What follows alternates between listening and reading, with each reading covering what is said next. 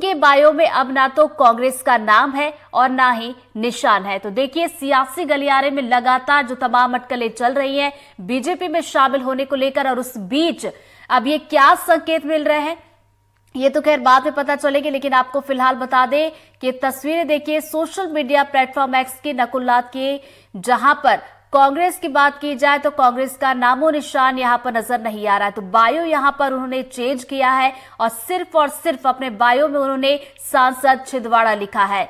तो बता दें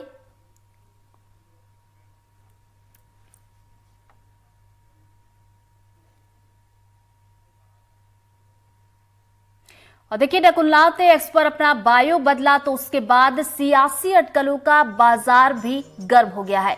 नकुलनाथ के बायो बदलने पर एमपी बीजेपी के प्रवक्ता नरेंद्र सलूजा ने ट्वीट करके लिखा है, जय श्री राम। तो देखिए, अटकलें लगातार जारी है, अटकलों पर विराम तो नहीं लगा, लेकिन अब जो नकुलनाथ ने अपना बायो चेंज किया है उसके बाद अब सियासी सरगर्मियां यहां पर तेज हो गई हैं। तो बता दें कि नरेंद्र सलूजा ने भी ट्वीट किया है और जय श्री राम लिखा है। हालांकि देखने वाली बात होगी कि इसको लेकर क्या कुछ इसके संकेत समझे जाए, क्या बीजेपी में शामिल हो सकते हैं। हालांकि देखिए, ये सिर्फ और सिर्फ अटकलें लगाई जा रही है, और जब उन्होंने अपने सोशल मीडिया प्लेटफॉर्म एक्स पर अपना बायो बदला है, जहां पर कांग्रेस का नाम और निशान दोनों नजर नहीं आ रहे, केवल और केवल उनके बायो में उनका नाम लिखा है और सांसद छिंदवाड़ा लिखा है। और उसके बाद आप देखिए कि नरेंद्र सलूजा जो कि बीजेपी से हैं, उन्होंने ट्वीट किया है और देखिए ज्यादा कुछ तो नहीं लिखा और सिर्फ अपने ट्वीट में उन्होंने जय श्री राम लिखा है। और चलिए, इसी खबर पर ज्यादा जानकारी के साथ हमारी सहयोगी अमृतांशी हमारे साथ जुड़ गई, सीधा उनका रुख करेंगे। अमृतांशी, तमाम सियासी अटकलों के बीच नकुलनाथ ने सोशल मीडिया प्लेटफॉर्म पर कांग्रेस का जो नाम और निशान मिटा दिया, इसके क्या कुछ संकेत समझे जाए? देखिए, बिल्कुल जाहिर सी बात है, अटकलें लगातार जारी हैं और कई तरह की अटकलें हैं कि क्या नकुलनाथ बीजेपी में शामिल होने जा रहे हैं, क्या कमलनाथ बीजेपी में शामिल हो रहे हैं, क्या कई कांग्रेस के नेताओं के साथ या फिर कई विधायकों के साथ वो जो है बीजेपी में जाएंगे, कई अटकलें हैं। लेकिन इसी बीच जो नकुलनाथ ने अपना बायो चेंज किया है, सिर्फ मेंबर ऑफ पार्लियामेंट छिंदवाड़ा यानी कि छिंदवाड़ा से सांसद, ये सिर्फ जो है बायो लिखा हुआ है।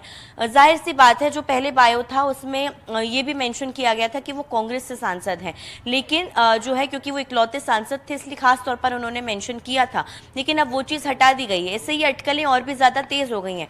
उसके बाद बीजेपी के नेताओं के जो कल बयान थे, कल जब प्रदेश अध्यक्ष वी डी शर्मा से पूछा गया कि क्या कमलनाथ बीजेपी में शामिल होने जा रहे हैं, तो उन्होंने साफ तौर पर कह दिया कि जिनके भी दिल में राम है उनके लिए बीजेपी के दरवाजे हमेशा खुले हुए हैं। यानी कि उन्होंने मना भी नहीं किया और उन्होंने ये भी नहीं साफ तौर पर कहा कि बीजेपी में कमलनाथ आ रहे हैं।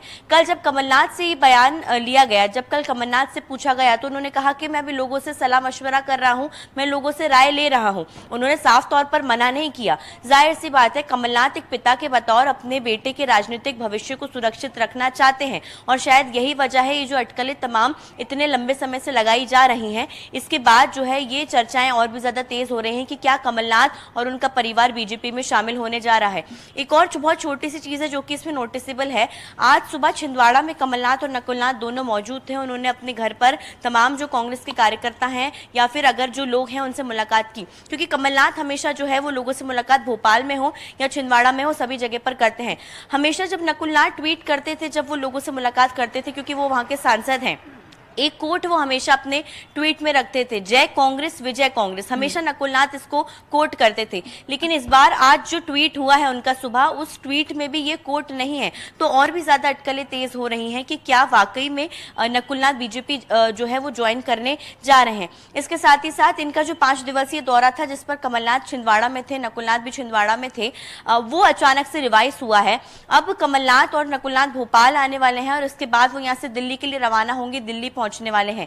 अब दिल्ली में उनकी किससे मुलाकात है ये तो फिलहाल देखिए वक्त ही बताएगा, और जो तमाम अटकलें हैं ये सही साबित होती हैं या गलत ये भी वक्त ही बताएगा।